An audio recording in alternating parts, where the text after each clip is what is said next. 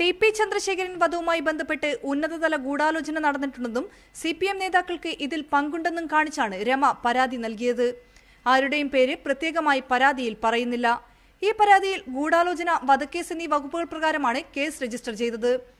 ഈ കേസിന്റെ അടിസ്ഥാനത്തിലായിരിക്കും CBI അന്വേഷണം നടത്തുക. നിലവിലുള്ള കേസിൽ CBI അന്വേഷണം നടക്കാനിടയില്ല എന്ന നിയമോപദേശത്തിന്റെ അടിസ്ഥാനത്തിലാണ് ഇന്നലെ രാത്രിയോടെ പുതിയ പരാതി നൽകിയത്. 2009 ചോമ്പാല സ്റ്റേഷനിൽ രജിസ്റ്റർ ചെയ്ത ടി.പി.യെ വധിക്കാൻ ഗൂഢാലോചന നടത്തിയെന്ന കേസിൽ നേരത്തെ കുറ്റപത്രം സമർപ്പിച്ചിട്ടുണ്ട്. ഈ സാഹചര്യത്തിൽ പുനരന്വേഷണം നടത്തണമെങ്കിൽ പുതിയ തെളിവുകൾ വേണം. ഇതിന് നിയമതടസ്സങ്ങളുണ്ടെന്നുള്ള നിയമോപദേശവും സർക്കാരിന് ലഭിച്ചിരുന്നു.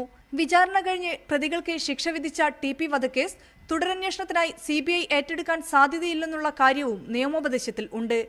കെ രമയുടെ പരാതിയിൽ എടച്ചേരി സ്റ്റേഷനിൽ രജിസ്റ്റർ ചെയ്ത കേസ് CBIക്ക് കൈമാറിക്കൊണ്ടുള്ള തീരുമാനമായിരിക്കും സർക്കാർ കൈക്കൊള്ളുക. CBIക്ക് കേസ് കൈമാറുന്നതിലെ നിയമപ്രശ്നം മറികടക്കാൻ പുതിയ കേസിന് കഴിയുമെന്നാണ് ഡയറക്ടർ ജനറൽ ഓഫ് പ്രോസിക്യൂഷനും DGPയും സർക്കാരിന് നൽകിയ നിയമോപദേശം. ഷിത, മീഡിയ 1 കോഴിക്കോട്.